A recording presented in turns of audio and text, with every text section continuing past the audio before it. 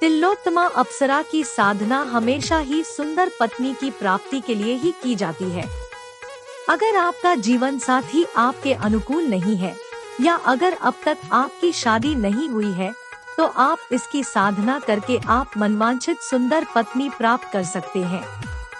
यह अप्सरा आपकी हर प्रकार से सहायता करेगी, जैसा कि बताया जाता है कि झीलों, तालाब, बाग बगीचों, पहाड़ों, वनों और स्वर्ग में जो अप्सराएं होती है, वो युवा होती है, आकर्षक होती है, मनमोहक होती है और अत्यंत ही सुंदर होती है।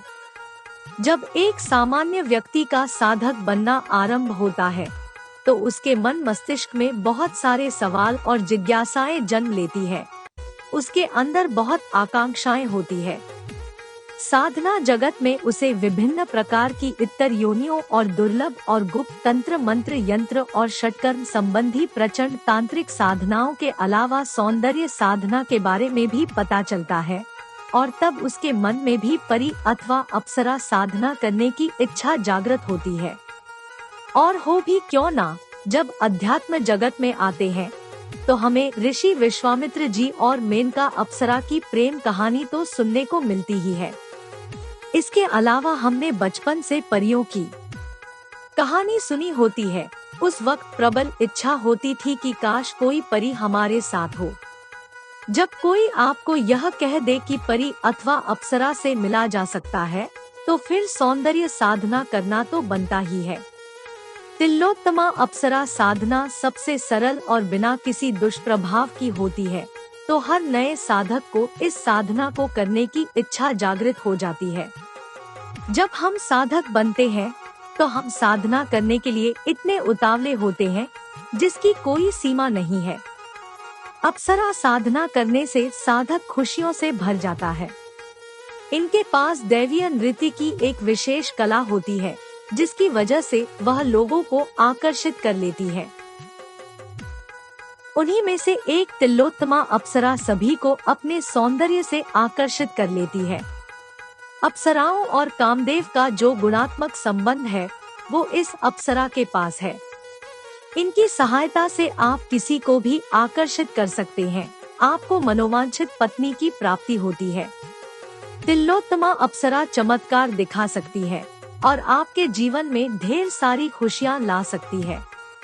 ये आपके व्यक्तित्व को अत्यंत ही सुंदर बना देगी।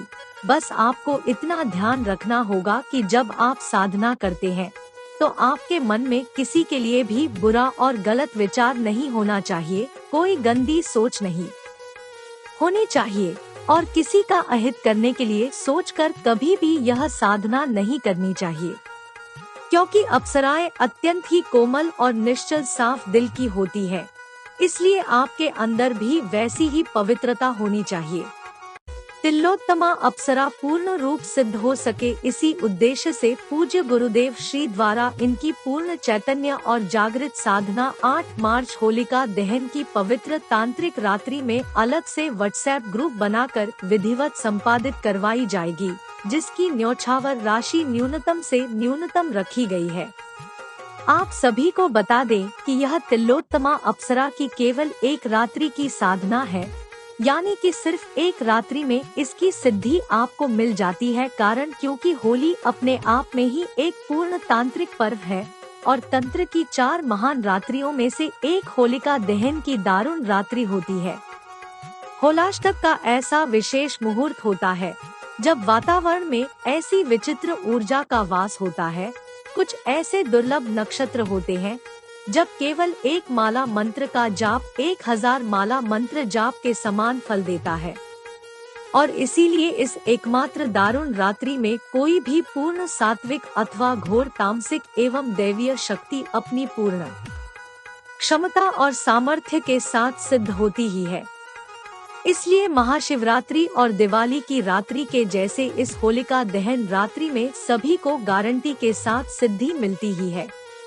और यही कारण है कि दुनिया भर के बड़े बड़े साधक, योगी, सन्यासी, तांत्रिक, ओझा, मौलवी वर्ष भर इस एक तंत्र की महारात्रि की प्रतीक्षा में रहते हैं और विभिन्न प्रकार की अभीष्ट सिद्धियों शक्तियों को अपने हस्तगत करते हैं। जिस विधि से पूज्य गुरुदेव श्री ने अब तक यह शक्ति स्वयं सिद्ध की है और अपने शिष्यों को सिद्ध करवाई है, वह अत्यंत सरल और सुलभ और पूर्णतया सात्विक साधना है, जो कि आप लोगों को होलिका दहन की रात्रि में ग्रुप के माध्यम से करवाई जाएगी। गुरुदेव श्री द्वारा स्वयं संपन्न की हुई इस अप्सरा की चमत्कारिक साधना के अनुभव चैनल पर लाइव वीडियोस की लिस्ट में देखा जा सकता है। तो 8 मार्च होलिका दहन के विशेष तांत्रिक पर्व पर जिस किसी व्यक्ति को ग्रुप से जुड़कर पूज्य गुरुदेव श्री के मार्गदर्शन में यह गोपनीय और अति प्राचीन गुरुमुख से प्राप्त तिलोत्तमा अप्सरा संपन्न करनी हो, तो वह ऊपर स्क्रीन पर दिए हुए नंबर पर संस्थान से बेझिझक संपर्क साध सकता है।